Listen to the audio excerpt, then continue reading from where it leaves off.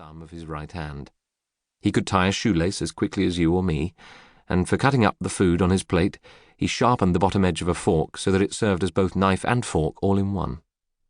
He kept his ingenious instrument in a slim leather case and carried it in his pocket wherever he went. The loss of an arm, he used to say, caused him only one serious inconvenience.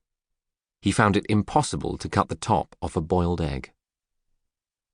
My father was a year or so older than his brother Oscar, but they were exceptionally close. And soon after they left school, they went for a long walk together to plan their future.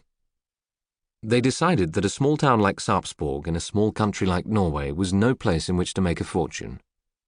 So what they must do, they agreed, was go away to one of the big countries, either to England or France, where opportunities to make good would be boundless.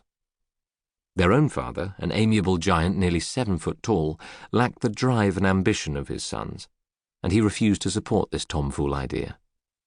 When he forbade them to go, they ran away from home, and somehow or other the two of them managed to work their way to France on a cargo ship. From Calais they went to Paris, and in Paris they agreed to separate because each of them wished to be independent of the other. Uncle Oscar, for some reason, headed west for La Rochelle on the Atlantic coast, while my father remained in Paris for the time being.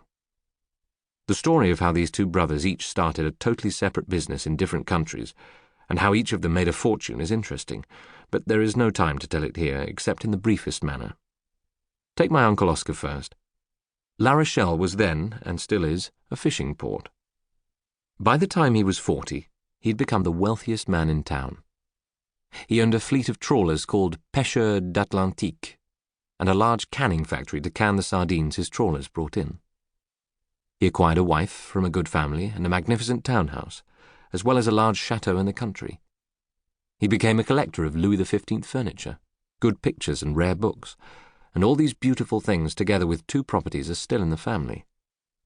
I have not seen the chateau in the country, but I was in the La Rochelle house a couple of years ago, and it really is something. The furniture alone should be in a museum. While Uncle Oscar was bustling around in La Rochelle, his one-armed brother Harold, my own father, was not sitting on his rump doing nothing.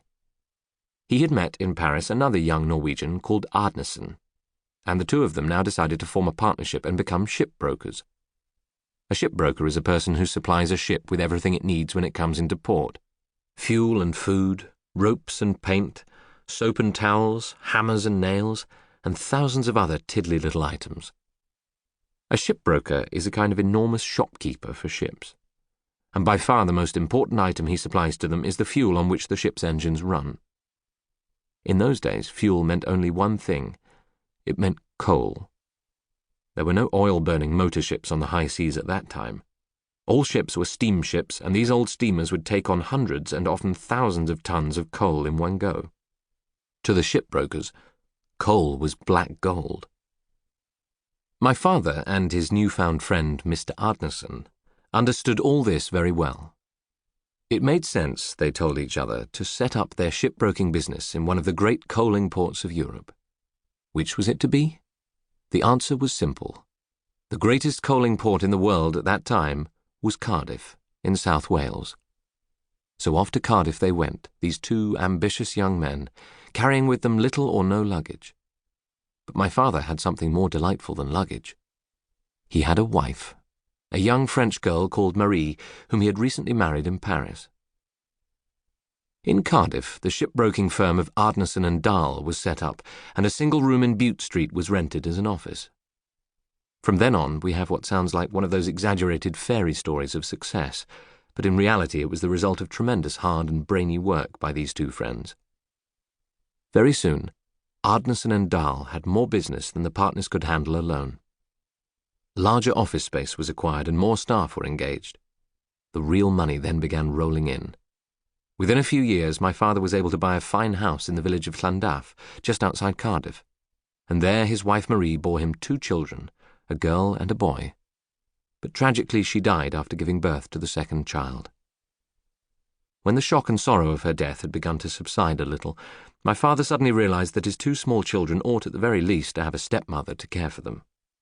What is more, he felt terribly lonely.